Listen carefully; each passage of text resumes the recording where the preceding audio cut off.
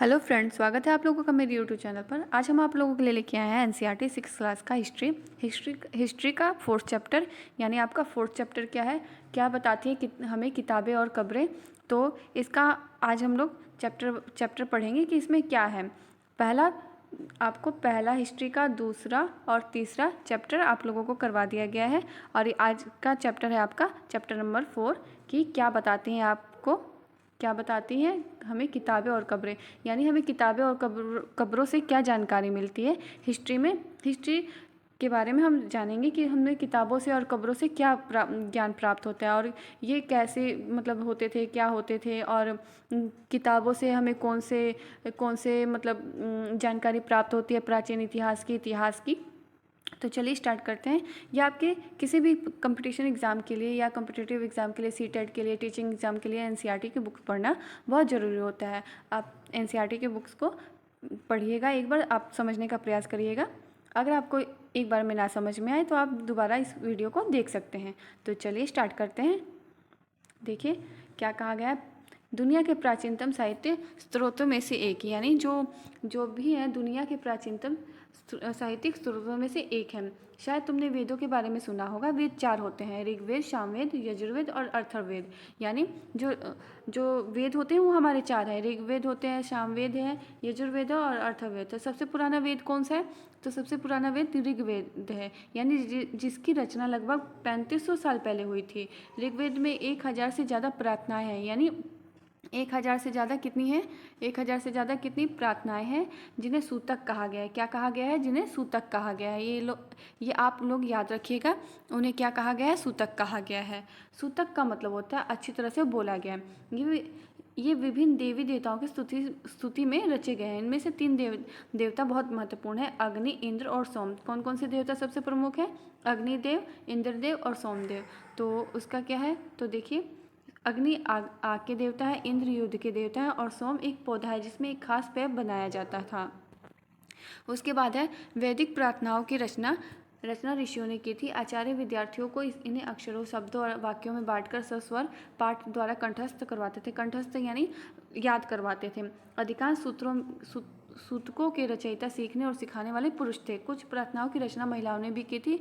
ऋग्वेद की भाषा प्राकृत भाषा थी या वैदिक सांस्कृतिक भाषा थी, संस्कृत भाषा थी। तुम स्कूल में जो संस्कृत पढ़ती हो उसे यह भाषा थोड़ी भिन्न थी। यानी जो आप स्कूल में संस्कृत लैंग्वेज पढ़ते हैं यानी भाषा पढ़ते हैं उससे थोड़ी बहुत भिन्न थी। उसके बाद देखिए संस्कृत और अन्य भाषाएं कौन कौन सी होती हैं। तो संस्कृत देखिए, संस्कृत भाषा भारोपीय यानी भारत यूरोपीय भाषा परिवार का हिस्सा है। भारत की कई भाषाएं असमिया, गुजराती, हिंदी, कश्मीरी और सिंधी एशियाई भाषाएं जैसे फारसी और यूरोप की बहुत सी भाषाएं जैसे अंग्रेजी, फारसी, जर्मनी, यूनानी, इतालवी, स्पेनिश आदि इसी परिवार से जुड़ी हुई हैं। इन्हें एक भाषा परिवार इसलिए कहा जाता है क्योंकि आरंभ में उनमें कई शब्द एक जैसे थे। उदाहरण के लिए मातृ संस्कृत, माँ हिंदी और मदर अंग्रेजी शब्दों को देख लो। यानी सबका मतलब एक ही होता है, यानी सबका मतलब माँ ही होता है। क्या तुम्हें इनमें कोई समानता नजर आती है? उपमहाद्वीप में दूसरे भाषा परिवारों की भी भाषाएं बोली जाती है।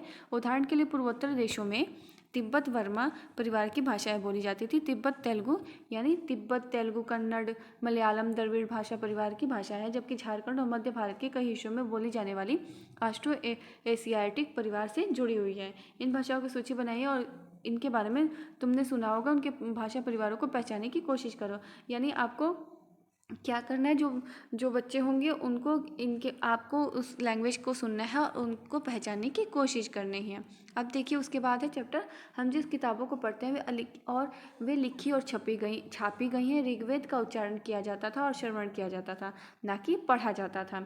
रचना के कई सदियों बाद उसे पहली बार लिखा गया। इसे छापने का काम तो मुश्किल से 2 साल पहले हुआ था। यानी इसको जो किताबों में छापने का काम हुआ था वो कितने वर्षों पहले हुआ था? 2 वर्षों पहले हुआ था। कितने वर्ष पहले? तो ये 200 साल वर्ष पहले हुआ था। उसके बाद देखिए इतिहासकार ऋग्वेद का अध्ययन कैसे करते हैं, यानी इतिहासकार जो हैं वो ऋग्वेद का अध्ययन कैसे करते थे। तो इसका देखिए, इतिहासकार पुरातत्ववेताओं की तरह ही अतीत के बारे में जानकारी इकट्ठा करते थे, लेकिन भौतिक अवशेषों के अलावा भी लिखित स्रोतों को भी उपयोग करते थे। चलो देखते हैं कि ऋग्वेद का अध्ययन हम कैसे करते हैं। ऋग्वेद के कुछ सूक्त वार्तालाप के रूप में है। विश्वामित्र नामक ऋषि और देवियों के रूप में पूजित दो नदियाँ यानी व्यास और सतलुज के बीच यह संवाद एक ऐसे सूत का अंश है, यानी दो नदियां हैं और जो भी ये क्या है विश्वामित्र नामक ऋषि हैं उनकी बातचीत है बीच में। यानी आपका एक ये देखिए क्या है, ऋग्वेद में पांडुलिपियों का एक पन्ना है। ये क्या है आपका, ऋग्वेद में पांडुलिपियों का एक पन्ना है। भुज वृक्ष की छाल पर लिखी गई ये पांडुलिपि कश्मीर में पाई गई थी। ये कहाँ पाई गई थी, तो ये कश्मीर में पाई गई थी। लगभग 150 वर्ष पहले ऋग्वेद को सबसे पहली बार छापने के लिए इसका प्रयोग किया गया था। इसी पांडुलिपियों को देखकर अंग्रेजी अनुवाद तैयार हुआ। यह पांडुलिपि पुणे महाराष्ट्र के एक पुस्तकालय में सुरक्षित रखी गई है। उसके बाद देखिए जो विश्वामित्र और नदियों के बीच संवाद हुआ था उनका उस बारे में क्या है, तो देखिए विश्वामित्र, हे नदियाँ, अपने बछड़ों को चाटती हुई दो दमकती गायों की तरह दो फुर्तीली घोड़ों की चाल से पहाड़ों से नीचे आओ। इंद्र द्वारा दी गई शक्ति से सुप्रुत तुम रथों की गति से सागर की ओर बह रही हो। तुम जल से परिपूर्ण हो और एक दूसरे से मिल जाना चाहती हो। नदियाँ जल से परिपूर्ण हम देवताओं के बनाए रास्ते पर चलती हैं। एक बार निकलने पर हमें रोका नहीं जा सकता है। हे मुनि, हे ऋषि, तुम हमसे प्रार्थना क्यों कर रहे हो? यानी जो नदी है उन्होंने कहा कि हे ऋषि मुनि, आप हमसे प्रार्थना क्यों कर रहे हैं? तो विश्वामित्र ने कहा, हे बहनों, मुझ गाय की प्रार्थना सुनो। मैं रथों और गाड़ियों सहित बहुत दूर से आया हूँ। कृपया करके अपने जल को हमारे रथों और गाड़ियों की धुरियों के ऊपर ना उठाओ ताकि हम आसानी से उस पार जा सकें। यानी जो नदियों का बहाव होता है वो बहुत तेज होता है। तो विश्वामित्र जो ऋषि थे उन्होंने कहा कि आप अपनी जो धारा है यानी नदियों की धारा जो है उसको कम कर लीजिए ताकि मैं अपने रथों और गाड़ियों को उस पार ले जा सकूं। तो नदियाँ बोलती हैं, हम तुम्हारी प्रार्थना सुनेंगे जिससे तुम सब सुरक्षित उस पार पहुंच जा सकोगे। इतिहासकार ये बताते हैं कि इस प्रार्थना उस क्षेत्र में रची गई होगी जहाँ ये नदियाँ बहती हैं। ये भी सोचते हैं कि समाज में ऋषि रहते थे तथा घोड़ों और गायों को बहुत महत्व दिया जाता था, इसलिए नदियों की तुलना घोड़ों और गायों से की गई है। अब उसके बाद देखिए आप, उसके बाद है मवेशी, रथ और घोड़े। यानी जो मवेशी थे और रथ और घोड़े थे वो कैसे थे, तो ऋग्वेद में मवेशियों, बच्चों, खासकर पुत्रों और घोड़ों की प्राप्ति के लिए अनेक प्रार्थनाएं हैं। घोड़ों को लड़ाई में रथ खींचने के काम में लाया जाता था। इन लड़ाइयों में मवेशी जीत कर लाए जाते थे। लड़ाइयाँ वैसे ज़मीन के लिए भी लड़ी जाती थी जहाँ अच्छे चारागाह हो या जहाँ पर जो जैसी जल्दी तैयार हो जाने वाली फसलों को उगाया जा सकता है। कुछ लड़ाइयाँ पानी के स्रोतों और लोगों को बंदी बनाने के लिए भी लड़ी जाती थी। उसके बाद युद्ध में जीते गए धन का कुछ भाग सरदार रख लेते थे तथा कुछ पुरोहित को दे दिया जाता था। शेष आम लोगों में बांट दिया जाता था। कुछ धन यज्ञ करने के लिए प्रयुक्त होता था। यज्ञ की आग में आहुति दी जाती थी। आहुतियाँ देवी देवताओं को दी जाती थी। घी, अनाज और कभी कभी जानवरों की भी आहुति दे दी जाती थी। अधिकांश पुरुष इन युद्धों में भाग लेते थे। कोई स्थानीय सेना नहीं होती थी, लेकिन लोग सभाओं में मिलते जुलते थे और युद्ध व शांति के विषय में सलाह मशवरा करते थे। यहाँ वे ऐसे लोगों को अपना सरदार चुनते थे जो बहादुर और कुशल योद्धा होते थे। उसके बाद देखिए लोगों की विशेषता बताना है और बताने वाले शब्द कौन कौन से हैं। उस टाइम क्या था कि लोगों की विशेषता बताने वाले शब्द कौन कौन से हैं, तो लोगों का वर्गीकरण काम, भाषा, परिवार, समुदाय, निवास स्थान या सांस्कृतिक परंपरा के आधार पर किया जाता था। यानी ऋग्वेद में लोगों की विशेषता बताने वाले कुछ शब्दों को देखें। ऐसे दो समूह हैं जिनका वर्णन काम के आधार पर किया जाता होगा। पुरोहित, जिसे कभी कभी ब्राह्मण कहा जाता था, तरह तरह के यज्ञ और अनुष्ठान करते थे। दूसरे लोग होते थे राजा। यानी पहले जो लोग थे वो क्या, पहले वाले लोग क्या कहलाते थे, ब्राह्मण, और दूसरे वाले लोग थे तो वो राजा कहलाते थे। उसके बाद देखिए वे राजा वैसे नहीं थे जिसके बारे में तुम बाद में पढ़ोगी। ये ना तो बड़ी राजधानी और महलों में रहते थे, ना इनके पास कोई सेना थी, ना ही ये कर वसूलते थे। प्राय राजा की मृत्यु के बाद उसका बेटा अपने आप ही शासक नहीं बन जाता था। यानी उस टाइम क्या था कि कोई भी राजा की मृत्यु के बाद बेटा अपने आप शासक नहीं बन सकता था। और जब आगे आगे आप चैप्टर पढ़ेंगे तो आपको पता चलेगा कि राजा की मृत्यु के बाद उसका बेटा ही उत्तराधिकारी होता है। उसके बाद देखिए जनता या पूरे समुदाय के दो शब्दों का इस्तेमाल होता था। एक था जन, जिसका प्रयोग हिंदी व अन्य भाषाओं में आज भी होता है। दूसरा था विष, जिससे वैश्य शब्द निकलता है। इस विषय पर तुम अध्याय 5 में विस्तार से पढ़ोगी। ऋग्वेद में विष और जनों के नाम मिलते हैं, इसलिए हमें पुरुष जन या विष, भरत जन या विष, यदु जन या विष जैसे कई उल्लेख मिलते हैं। उसके बाद देखिए आपका है, तुम्हें इनमें से कोई नाम जाना पहचाना लगता है, यानी आपको इसमें से पढ़ के बताना कि क्या आपको भी ये नाम जाना पहचाना लगता है। जिन लोगों ने प्रार्थनाओं की रचना की वे कभी कभी खुद को आर्य कहते थे तथा अपने विरोधियों को दास या दस्यु कहते थे। दस्यु वे लोग थे जो यज्ञ नहीं करते थे और शायद दूसरी भाषाएं बोलते थे। बाद के समय में दास यानी स्त्रीलिंग दासी शब्द का मतलब गुलाम हो गया। दास वे स्त्री पुरुष थे जिन्होंने युद्ध में बंदी बनाया जाता था, उन्हें उनके मालिक की जायदाद माना जाता था। जो भी काम मालिक चाहते थे उन्हें वो सब करना पड़ता था। जिस युग में उपमहाद्वीप के उत्तर पश्चिम में ऋग्वेद की रचना हो रही थी, उसी समय दूसरी जगहों पर एक अलग तरह का विकास हो रहा था। देखो वहाँ पर क्या हो रहा था, चलिए देखते हैं वहाँ पे क्या हो रहा था। तो देखिए, खाम खामोश पहरी यानी कहानी महापाषाणों की, यानी कहानी किसकी है, महापाषाणों की। चलिए उसके बाद देखिए आप लोगों का है खामोश पहरी यानी कहानी महापाषाणों की।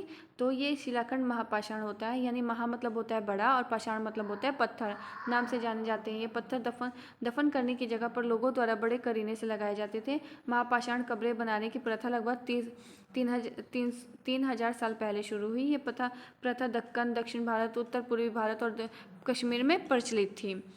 कुछ महत्वपूर्ण महापाषाण पुरास्थल मानचित्र 2 में दिखाए गए। कुछ महापाषाण जमीन के ऊपर ही दिखे जाते हैं, कुछ महापाषाण जमीन के भीतर भी होते थे, यानी कुछ जमीन के अंदर, कुछ जमीन के बाहर और कुछ ऊपर भी दिखाई देते थे।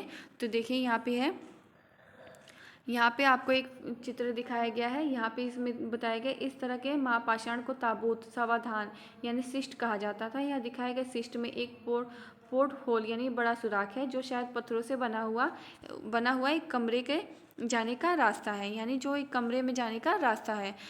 यहाँ पे देखिए आपको कई बार पुरास्थलों को गोलाकार सजाए हुए पत्थर मिलते थे, कई बार अकेला खड़ा हुआ पत्थर मिलता था। ये ही एकमात्र प्रमाण है जो जमीन के नीचे कब्रों को दर्शाते हैं।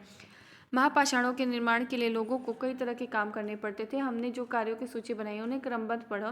गड्ढे खोदना, शिलाखंडों को ढेर कर लाना, बड़े पत्थरों को तराशना और मरे हुए को दफनाना। इन सब कब्रों में कुछ समानता है। सामान्यतः मृतकों को खास किस्म की मिट्टी के बर्तनों के साथ दफनाया जाता था, जिसे काले लाल मिट्टी के बर्तन, ब्लैक एंड रेड वेयर के नाम से जाना जाता है। इसके साथ ही मिले हैं लोहे के औजार और हथियार, यानी जिन लोगों को दफनाया जाता था उनके साथ क्या क्या मिलता है, उनके साथ मिला है मिट्टी के बर्तन, यानी मिट्टी के बर्तन, और उनके साथ मिलते हैं लोहे के औजार और हथियार, घोड़ों के कंकाल और सामान तथा पत्थर और सोने के गहने। यानी जो स्त्रियाँ होती थी उनके साथ क्या मिलता था, सोने के गहने मिलते थे और पत्थर मिलते थे, यानी औजार मिलते थे, यानी उनको सारी चीज़ें दे के दफनाया जाता था। उसके बाद देखिए महापाषाण कब्रों में मिले लोहे के सामान, यानी ये जो सामान है आपका, ये जो चाकू है, ये जो मतलब पत्थर से बने हुए सामान है, ये क्या है, महापाषाण कब्रों से मिले हुए लोहे के सामान हैं। बाईं ओर देखिए घोड़े के लिए सामान, नीचे दाईं ओर कुल्हाड़ी और नीचे एक कटार है, यानी यहाँ पे ये कटार है और ये 2 कुल्हाड़ी है और ये क्या है, घोड़े के लिए सामान है। उसके बाद देखिए आपका है लोगों की सामाजिक असमानताओं के बारे में पता लगाना, यानी लोगों को जो सामाजिक असमानताएं थी उसके बारे में पता लगाना। पुरातत्व यह मानते हैं कि कंकाल के साथ पाई गई चीज़ें मरे हुए व्यक्ति की ही रहती होंगी। कभी कभी इस कब्र की तुलना में दूसरी कब्र में ज़्यादा चीज़ें मिलती हैं। उसके बाद यहाँ एक व्यक्ति की कब्र में 33 सोने के मनके और शंख पाए गए हैं। दूसरे कंकालों के पास सिर्फ कुछ मिट्टी के बर्तन ही पाए गए। यह दफनाए गए लोगों की सामाजिक स्थिति में भिन्नता को दर्शाता है। कुछ लोग अमीर थे तो कुछ गरीब, और कुछ लोग सरदार थे तो दूसरे अनुयायी थे। अब देखिए क्या कहते हैं, क्या कुछ कब्रगाहें खास परिवारों के लिए भी थी। तो कभी कभी महापाषाणों में एक से अधिक कंकाल मिले हैं। ये दर्शाते हैं कि शायद एक ही परिवार के लोगों के एक ही स्थान पर अलग अलग समय पर दफनाया गया। बाद में मरने वाले लोगों को होड़ पोल के रास्ते कब्रों में लाकर दफनाया जाता था। ऐसे स्थान पर गोलाकार लगाए गए पत्थर या चट्टान चिन्हों का काम करते थे, जहां लोग आवश्यकता अनुसार शवों को दफनाने दोबारा आ सकते थे। इसके बाद देखिए इनाम गांव के विशिष्ट व्यक्ति की कब्र, यानी जो इनाम गांव है उस टाइम, तो उसमें एक विशिष्ट व्यक्ति की कब्र मिली है। तो देखिए इनाम गांव क्या है, यह एक भीमा की सहायक नदी घोड़ के किनारे एक जगह है। इस जगह पर 3600 से 2700 साल पहले लोग रहते थे। यहाँ वयस्क लोगों को प्राय गड्ढों में सीधा लिटाकर दफनाया जाता था। उनका सिर उत्तर की ओर होता था और कई बार उन्हें घर के अंदर भी दफनाया जाता था। ऐसे ही बर्तन जिसमें शायद खाना और पानी हो दफनाए गए शवों के पास रख दिए जाते थे। एक आदमी को 5 कमरों वाले मकान के आंगन में 4 पैरों वाले मिट्टी के एक बड़े से संदूक में दफनाया गया था। बस्ती के बीच में यह बसा घर गांव के सबसे बड़े घरों में से एक था। इस घर में एक अनाज का गोदाम भी था और शव के पैर मुड़े हुए थे। तो क्या लगता है आपको कि ये शव किसी सरदार का था? ये आप मुझे कमेंट सेक्शन में ज़रूर बताइएगा। उसके बाद देखिए, उसके बाद है इनाम गाँव के लोगों के काम धंधे कैसे थे, यानी वहाँ का काम धाम कैसा था। इनाम गाँव में पुरातत्वविदों को गेहूँ, जौ, चावल, ज्वार, बाजरा, मटर और तिल के बीज मिले हैं। कई जानवरों की हड्डियाँ भी मिली हैं। कई हड्डियों पर काटने के निशान से यह अंदाजा होता है कि लोग इन्हें खाते होंगे। गाय, बैल, भैंस, बकरी, भेड़, कुत्ता, घोड़ा, गधा, सुअर, सांभर, चितकबरा, हिरण, कृष्ण मृग, खरहा, नेवला, चिड़िया, घड़ियाल, कछुआ, केकड़ा और मछलियों की हड्डियां भी पाई गई हैं। ऐसे साक्ष्य मिलते हैं कि बेर, आंवला, जामुन, खजूर और कई तरह की रसभरियां एकत्रित इकट्ठी की जाती होंगी। अगर आपको मेरी यह वीडियो पसंद आए तो लाइक, शेयर, कमेंट और सब्सक्राइब करना ना भूलें। Thanks for watching.